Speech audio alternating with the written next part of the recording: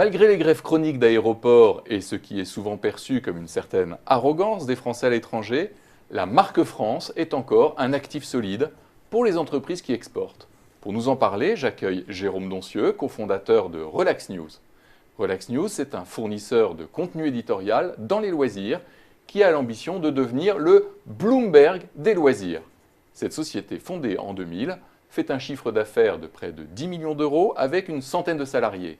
Elle réalise une croissance à 2 chiffres, est cotée sur Nice Alternext et commence à exporter. Jérôme Doncieux, bonjour. Bonjour. Où en êtes-vous aujourd'hui ? Écoutez, dans le cadre de notre partenariat avec l'agence France Presse, nous avons plus de 150 clients dans une trentaine de pays qui vont de Yahoo aux États-Unis en passant par l'aéroport de Sydney ou un site de e-commerce en Inde. Alors quand vous êtes avec vos interlocuteurs à Sydney ou en Inde et que vous leur dites que vous voulez être le Bloomberg des loisirs, est-ce que vous ne prenez pas le risque d'être taxé de Français arrogants ?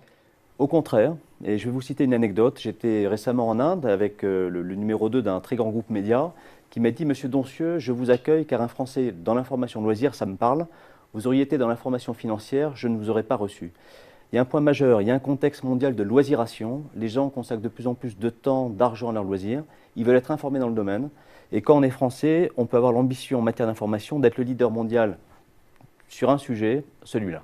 Alors, vous avez fait partie de la commission France Tourisme 2020. Alors, au-delà de l'image du tourisme et des loisirs, dans le monde du business, quelle est aujourd'hui l'image de la France ? Il y a le paradoxe, au-delà du French bashing, moi je crois qu'il y a un France loving. Et ce France loving, on le constate, il y a vraiment un appétit pour le style, pour l'émotion, pour la féminité qu'il y a dans la marque France, quels que soient les produits. Alors, ce qui est un atout important évidemment pour les secteurs du luxe, on pense à LVMH ou à la mode. Oui, mais évidemment, LVMH, Hermès sont des exemples merveilleux. Mais si vous prenez Air France, si vous prenez Lacoste, si vous prenez même une vodka Grey Goose ou vente privée, ce sont chacun différemment des porteurs de la French Touch. Oui, mais au-delà de ces secteurs, quelle est l'image de la France ? Enfin, que vaut l'image de la France ? On voit bien que l'Allemagne a une image de qualité, de solidité, de fiabilité qui lui permet d'exporter ses voitures, ses machines partout dans le monde. Que vaut la marque France en face de ça ? Mais moi, je pense qu'on est au cœur du sujet et on doit avoir de complexe à l'égard de personne sur le sujet. Personne. Et je vais prendre un exemple paradoxal. PSA.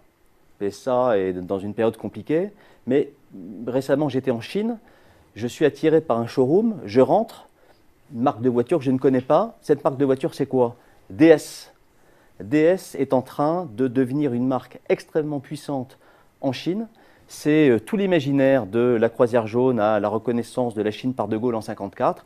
Voilà, PSA va être tiré symboliquement par sa DS et par la marque France. Donc les Allemands ont cette image de qualité, de fiabilité pour leurs produits. La France aurait plutôt l'image du luxe et de la féminité. Mais finalement, dans la compétition mondiale, qu'est-ce qui vaut mieux ? Tendanciellement, la bataille n'est plus une bataille sur le rationnel, c'est une bataille de plus en plus émotionnelle. Tout le monde sait faire des produits de qualité. C'est sur l'émotion que va se faire la différence. C'est un énorme atout pour nous. D'ailleurs, pourquoi est-ce que le Qatar a acheté le PSG ? Pour la dimension émotionnelle de la marque Paris. Ah oui, donc vous avez été directeur délégué d'Euro RSCG, donc vous êtes un expert en communication. Quel serait aujourd'hui le conseil que vous pourriez donner en communication aux exportateurs ? Comme tout entrepreneur, la base, il faut un socle. Ayez un vrai bon positionnement pour votre produit. Et puis ensuite, deuxième élément, jouer la carte émotionnelle d'être français. Et puis être français, ça veut dire quoi ? Être audacieux et être chaleureux. Voilà.